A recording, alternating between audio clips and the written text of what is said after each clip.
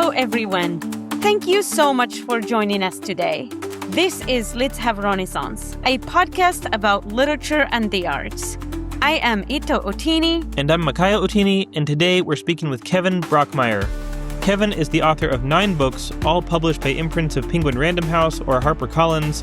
His work has been translated into 18 languages, and his honors include an O. Henry Award, an Italo Calvino Short Fiction Award, a Guggenheim Fellowship, a National Endowment for the Arts grant, and others. We're excited to be with him today.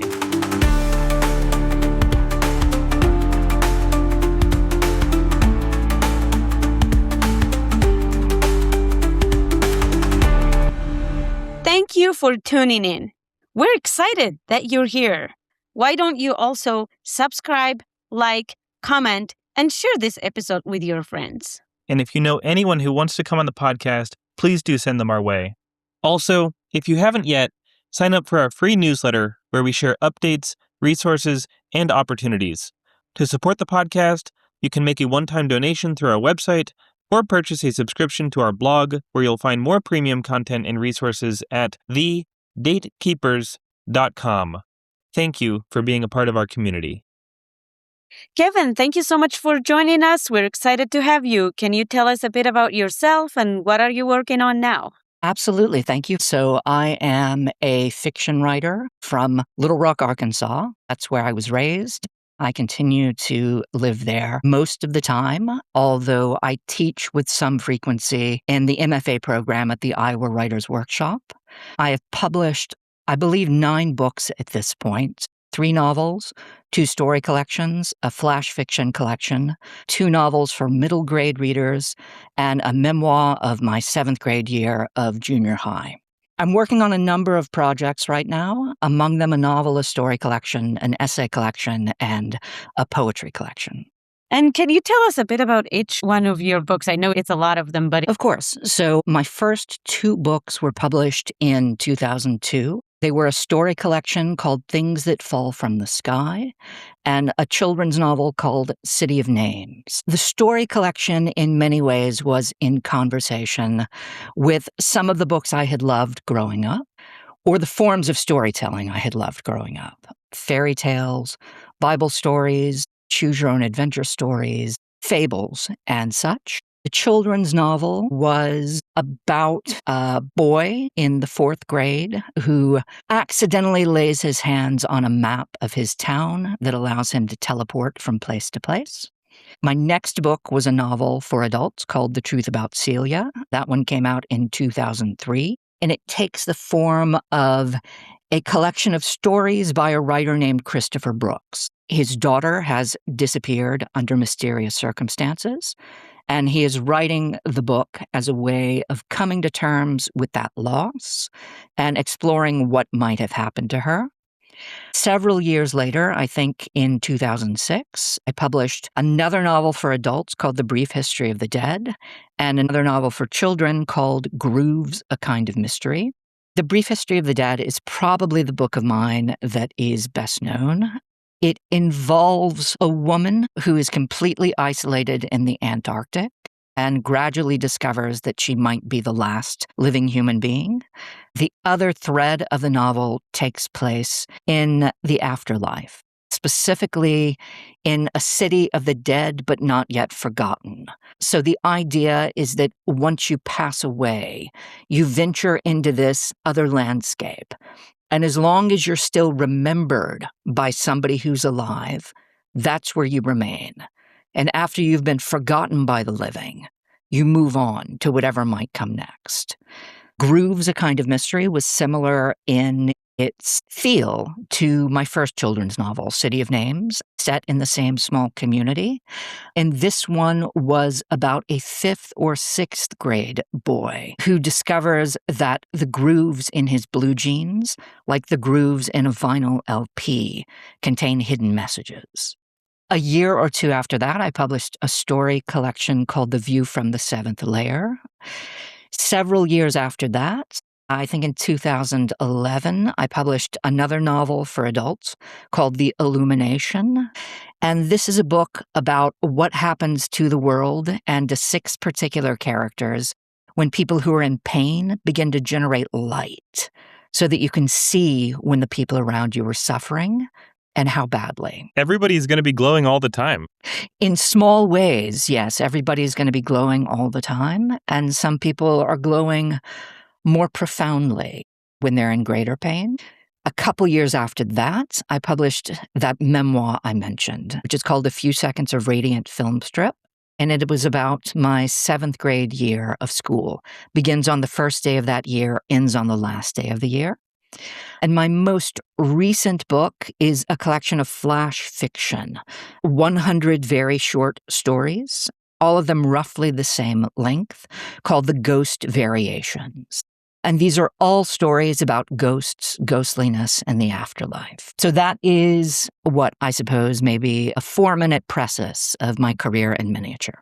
So many of your stories have the character of a thought experiment. When you're developing a work for the first time, is there a particular element that tends to emerge first? Is it a concept? Is it a character? Is it a setting? Is it an atmosphere?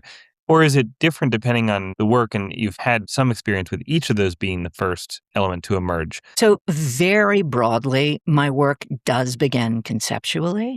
Usually at the root of everything I write is some kind of thought experiment.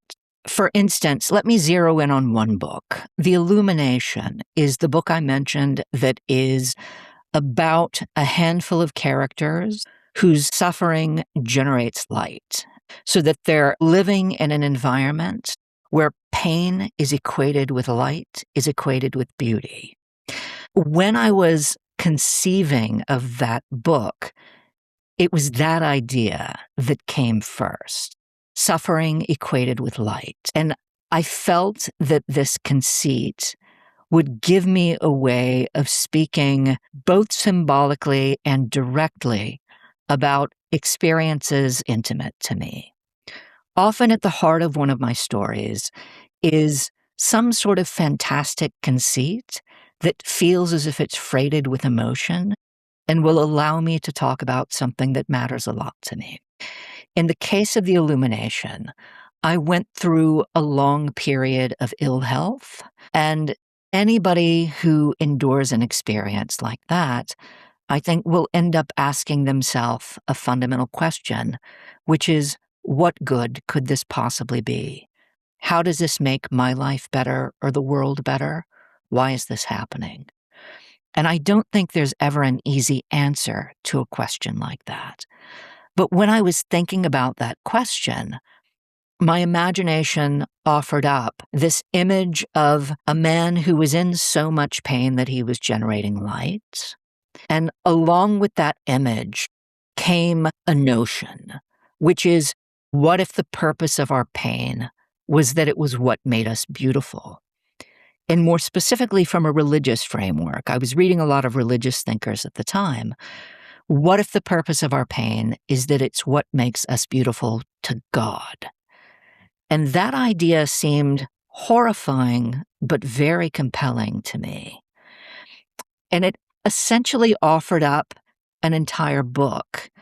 What type of pain? Because I've had, and I still do, I live with chronic pain. And I think there's a lot of positive sides to pain, but also we shouldn't deny that it's not fun, right? Like, No, absolutely not. when it's too bad. Like, are you talking about emotional, psychological, physical, or all pain? I'm talking more explicitly about physical pain, but physical pain comes with its own emotional and psychological dimensions. So in my particular case, for reasons that were mysterious to me at the time and that were never accurately diagnosed, my body just fell apart on me. The most overt symptom of all of this, I think it was an immune disorder of some kind. But the worst and most overt part of it involved an endless series of mouth ulcers. And for anybody who has experienced these passingly, this might seem like a very minor disorder. But in my case, they were happening unremittingly in every conceivable territory of the soft tissue in my mouth, the tongue, the inner lip, the cheek, the palate. They were very large. They were very painful.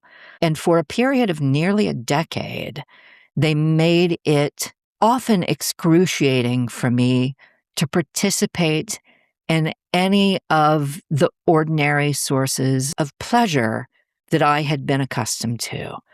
And I'm talking about eating, drinking, talking, singing, smiling, laughing.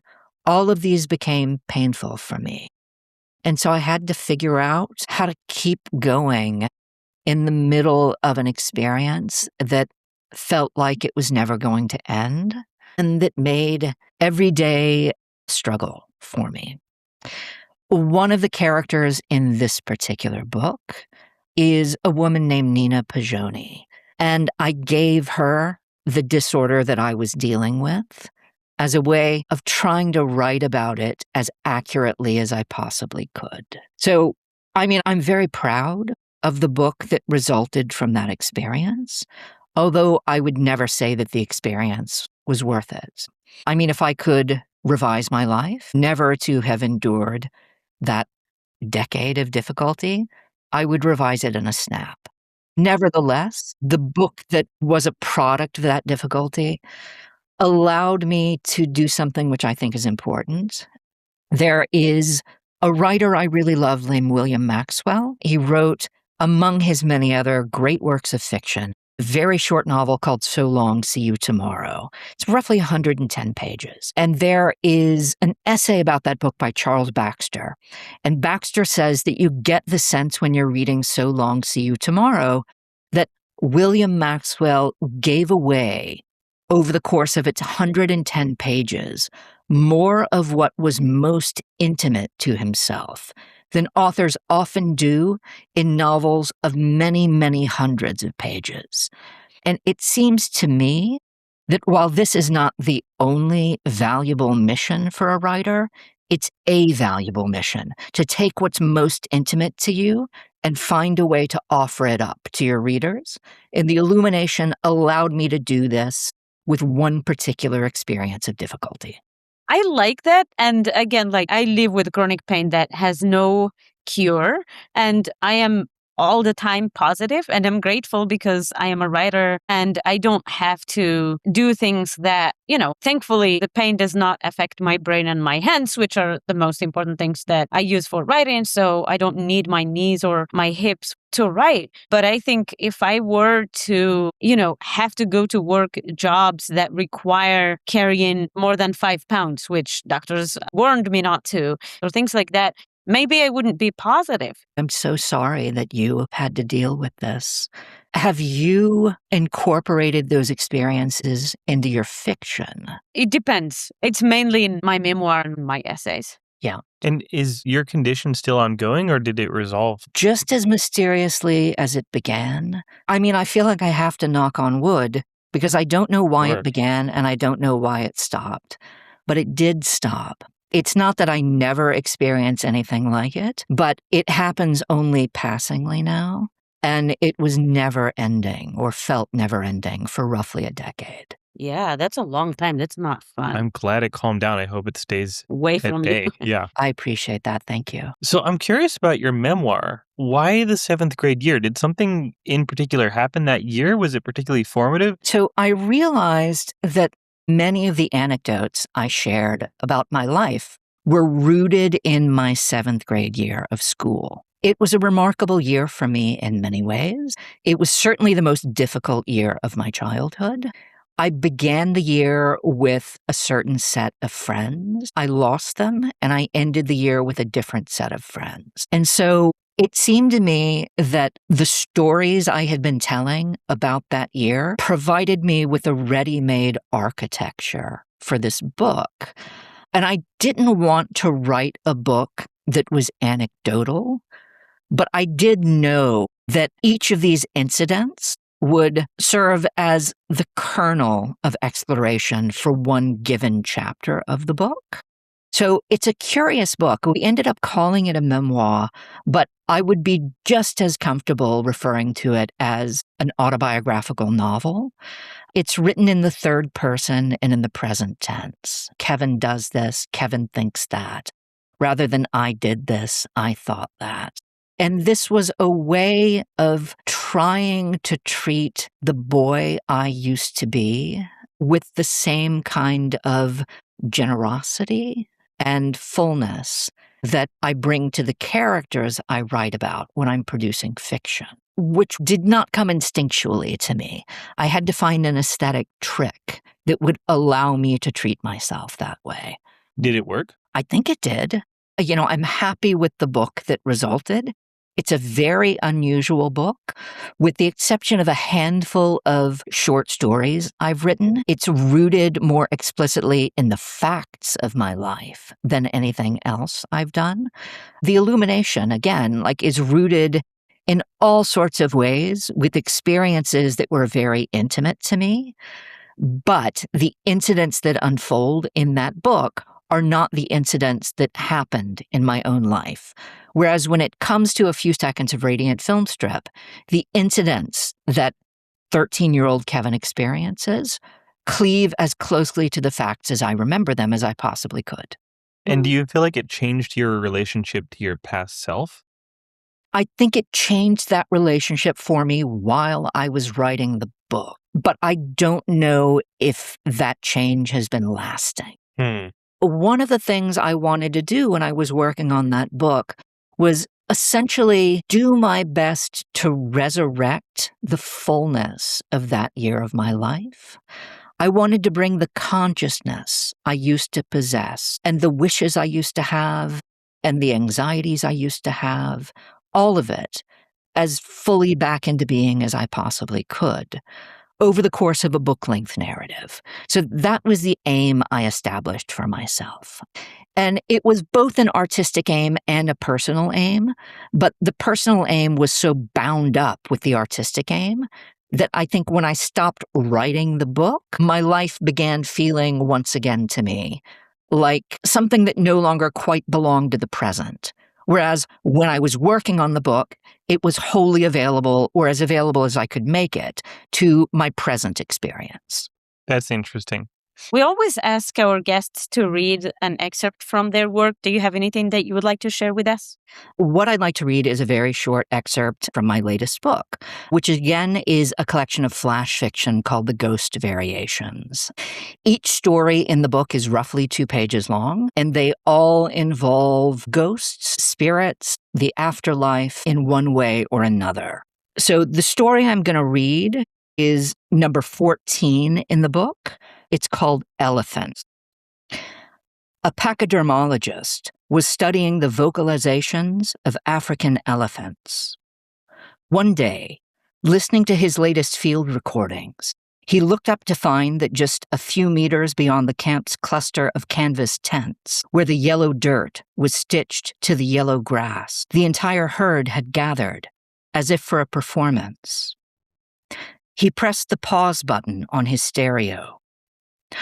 All at once, the elephants bustled with activity, tilting their heads, shouldering each other, and pendulating their trunks and tails. He pressed play, and immediately they froze again, training their ears this way and that. How curious, the pachydermologist thought. Over the next hour, he repeated the experiment a dozen times, always to the same result. Pause and then play. Pause and then play. Whenever the stereo was operating, the herd silenced itself. As soon as it ceased, they broke their repose. Moreover, he realized, their attention gravitated to a different elephant or set of elephants after each playback, depending on which set of rumbles, snorts, and trumpets had emerged from the speakers. How, they seemed to be asking each other, did you do that? Here you are, yet I heard you over there. How can you be calling from 2 places at once? Even to a bone-born behaviorist such as he, the conclusion was obvious. The members of the herd were capable not only of identifying individual voices, this much was already established science, but of identifying them from recordings. The question then became, were they able to distinguish the original voices, the live voices, from the reproductions? Several weeks of additional observation brought the pachydermologist no closer to an answer. Out of curiosity, he devised a test. From his catalog, he retrieved an old recording, the bonding calls of a matriarch who had been killed for her ivory some 6 months earlier. He concealed the speakers in an area of brush and thorn, then retreated to a safe distance and activated the remote control. The elephants roared excitedly, trampling across the savannah. Every so often, they halted to lift their trunks and reposition their ears, their enormous bodies moving as one, as they attempted to sound out the matriarch's hiding place. Even after the calls stopped, the herd continued to search for her. For days, her oldest daughter would not eat or drink. She stood on the dry bank of the creek, showering herself woefully with dust. Years later, when asked at a lecture to name his biggest professional regret, the pachydermologist remained too ashamed by this incident to recount it. For the elephants, though, it became the founding tale in a new age of ghost stories. Listen, my children, to a chronicle of wonder and sorrow. The ghost who hid in high grass. The ghost who hissed like 7 snakes. The ghost who came back and left again. Thank you. Thanks, Kevin. Absolutely. We enjoyed having you. Thank you so much for making the time to speak with us. I appreciate it. Have a great day and happy writing. Thank you very much. Bye-bye.